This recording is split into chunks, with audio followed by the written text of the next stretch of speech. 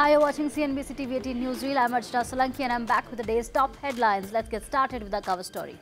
The Supreme Court has sought a detailed status report from the Manipur government on the measures taken to curb ethnic violence in the state, steps taken for rehabilitation camps for homeless and violence-hit people, deployment of forces, recovery of weapons and the law and order situation. The matter will be next heard on July 10th, that is the next of Monday. Alright, let's get the latest on the Maharashtra political crisis. It's an NCP versus NCP war after Ajit Pawar ditched Pawar Sr. to join the BJP Shiv Sena government. He took oath as Deputy Chief Minister yesterday. Now in the latest, the Sharad Pawar-led Nationalist Congress Party has expelled Praful Patel and 4 other leaders who backed Ajit Pawar's rebellion. Meanwhile, the faction led by Ajit Pawar announced the appointment of Sunil Tatkare as new chief of the party.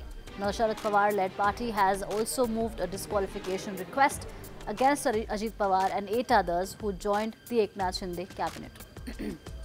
Stock markets ended at a record high for the third straight session.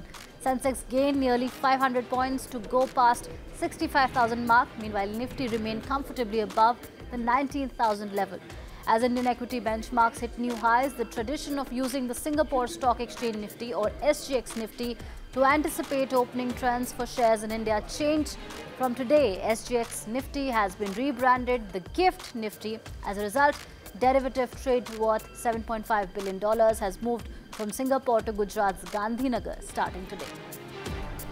Japan's government is working with India to implement the UPI system in their country. Speaking at an event, Telecom Minister Ashwini Vaishnav confirmed this development and said that the government is helping Japan develop a payment system like UPI. In a major move to expedite nationwide transition from 2G to 4G networks, Reliance Jio has launched a new internet-enabled phone at 999 rupees.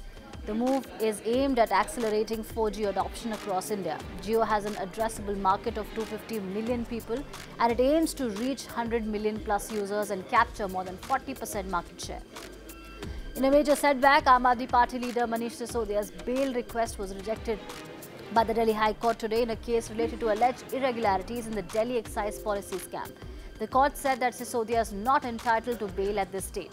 Manish Sisodia was first arrested by the CBI in February, more than 6 months after FIR was registered against him. Tomatoes are making headlines again. Retail prices have shot up to 150 rupees a kg in Delhi and Mumbai owing to rains.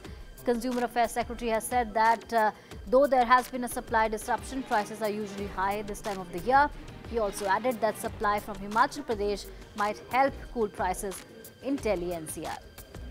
Alright, on to the big international headlines. China has advised caution to its citizens in France after a bus carrying Chinese tourists had its window smashed with several people injured in the incident during mass riots.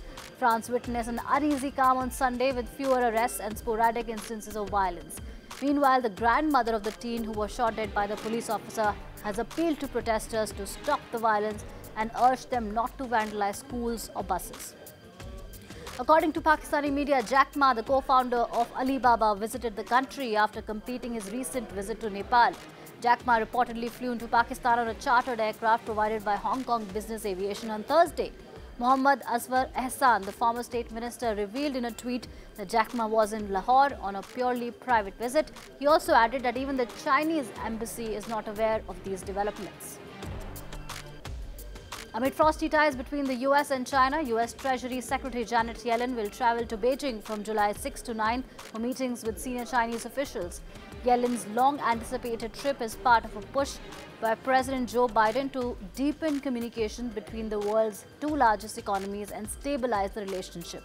It comes just weeks after Secretary of State Antony Blinken visited Beijing and agreed with Chinese President Xi Jinping to stabilize ties and ensure that the 2 countries' intense rivalry doesn't veer into a conflict.